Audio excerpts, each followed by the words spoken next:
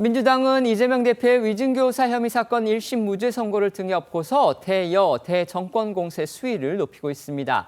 대통령실, 여당은 물론이고요. 특히 이 검찰 압박에 화력을 집중하고 있는데 그런데 검찰이 또 가만히 있지를 않고 있습니다.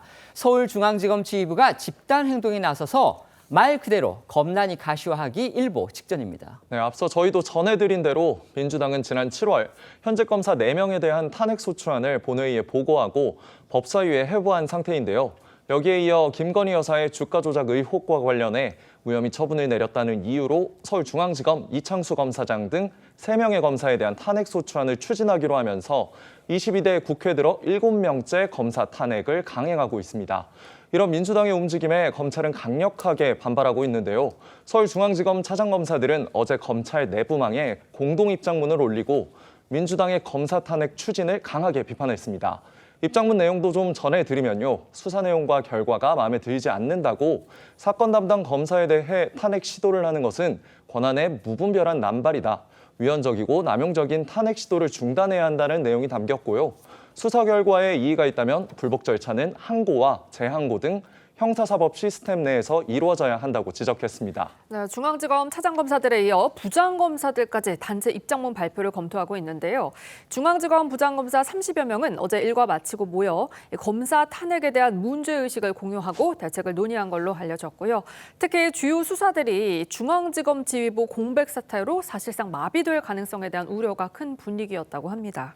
민주당의 검사 탄핵안이 만약에 국회에서 통과되면요, 이 헌법재판소의 심리 결과가 나올 때까지 검사들의 직무 즉시 정지가 됩니다. 그렇다면 이제 서울중앙지검 같은 경우는 전국 검사국 중에서 가장 많은 사건을 또 가장 정치적으로나 사법적으로 중요한 사건들을 다루고 있기 때문에 그 사건들을 지휘하고 있는 서울중앙지검장이 만약에 탄핵소추가 돼서 헌재까지 회부가 될 경우에는 결국은 여러 수사의 지휘에 구멍이 생기기 때문에 그중에는 물론 이제 이재명 대표 관련 수사도 있고요. 그다음에 민주당 의원들이 관련된 수사도 있습니다. 그렇다면 결국 득은 민주당이 보는 거 아니냐, 지금 이런 얘기들이 나오고 있는 겁니다. 하지만 상대적으로 민주당으로서는 또 바로 그 부분을 노렸다.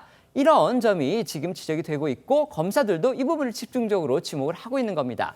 하지만 민주당 지금 물러서지 않고서 오히려 검사들을 향해서 큰 소리를 치는 분위기입니다. 네, 한민수 대변인 오늘 한 라디오 인터뷰에서 중앙지검 지휘부 집단 행동을 강하게 비판하면서 검사들 똑바로 들으라라고 목소리 높였는데요. 직접 들어보겠습니다. 검사들 똑바로 들으십시오. 네. 검찰청은 그냥 행정부 기관 중에 하나입니다. 청 중에 하나예요. 혐의 있는 공무원들이 집단으로 연서하고 항명합니까? 네. 저것도 특권의식입니다. 네. 검사들은 사법고시나 이런 거 하나 패스하면은 평생을 저렇게 떵떵거리면서 국민들, 서민들 위해 군림하면서 사는 게 당당합니까? 그게 정당한 거예요? 잘못된 거는 처벌받는 게 맞습니다. 이처럼 검찰과 민주당이 사실상 정면 충돌하고 있는 상황이기 때문에 이 후폭풍이 과연 어디까지 이어질지 지켜봐야 할 것 같은데요.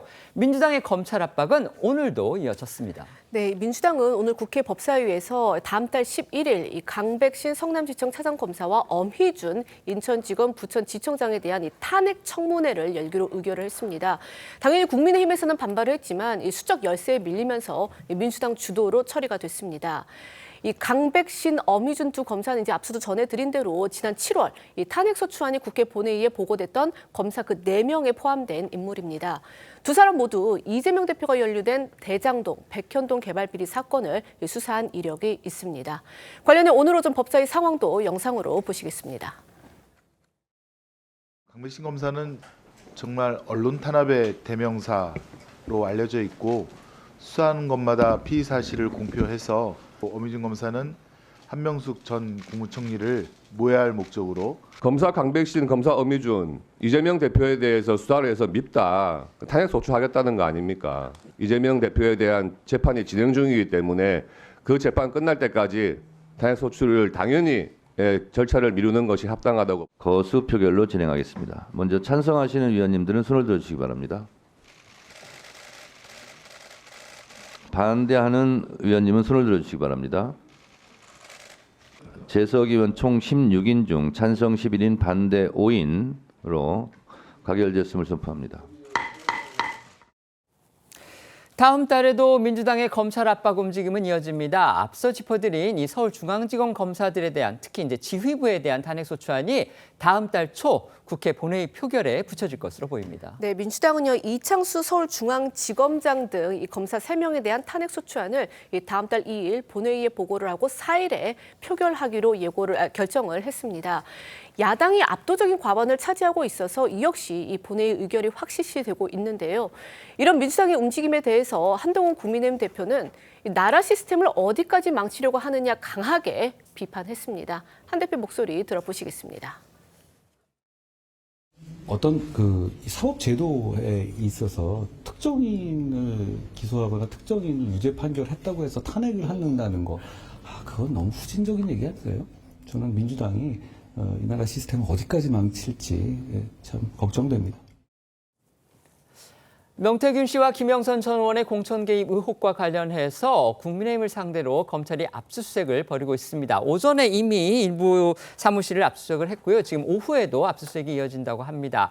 집권 여당이 검찰의 압수수색을 받는 거 어떤 이유에서든 이거는 분명히 정치적인 어떤 치욕에 가깝다 이렇게 봐야 할 겁니다. 왜 이런 사태까지 이어지도록 여당과 그다음에 여권의 지휘부가 이런 사태를 이렇게 방치해놨는지 뭔가 책임론까지 제기될 수 있는 그런 상황이기도 한데 그런데 정작 여권 내에서는 그런 부분에 대한 목소리는 또 나오고 있지 않는 것 같습니다. 이 상황 어떻게 보십니까?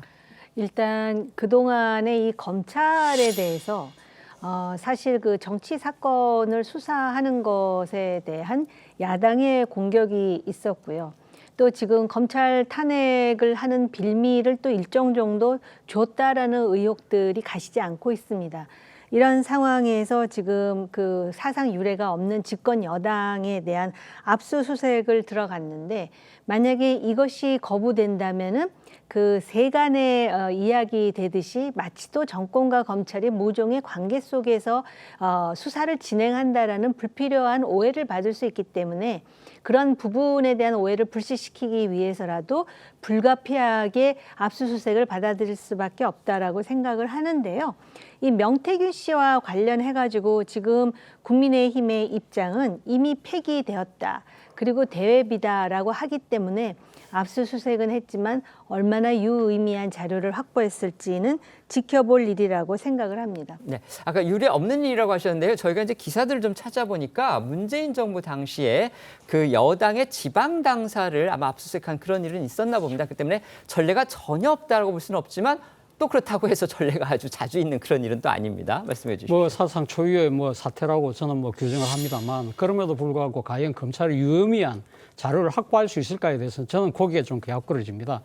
지금 국민의힘에서도 이야기했잖아요. 공천 관련 자료는 이미 폐기했다. 그래서 지금 오늘 아마 검찰이 압수한 자료도 당무감사 자료라고 한다면 결국은 태산명동의 서일필 이런 것이 아닐까 하는 생각이 듭니다. 그렇기 때문에 사실은 어떻게 보면 보여주기식 수사로 끝날 공산이 크다. 그리고 이와 못지않게 중요한 부분이 하나 앞서 우리 이야기했습니다만 황금폰, 그러니까 명태균 씨의 황금폰을 지금 검찰이 확보하지 못하고 있다는 것이거든요. 이 부분과 관련해서는 보도에 의하면 명태균 씨가 벌써 마창대교에 던져버렸다는 이야기까지 나올 정도라고 한다면 그렇다고 하면 결정적인 증거를 당에서도 확보하지 못하고 유력한 핵심 정인의 그 휴대폰도 확보하지 못한다고 한다면 결국은 무엇을 밝혀낼 수 있을 것인가.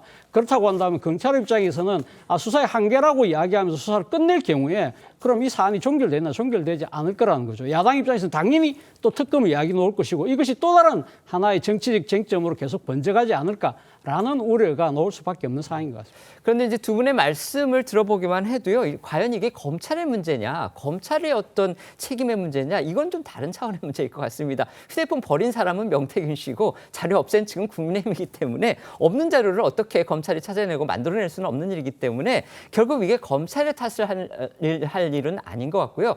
결국 이 문제를 근본적으로 정치적으로나 앞서서 해명하지 못한 여당의 책임이 더 크지 않나 이런 생각도 들긴 합니다.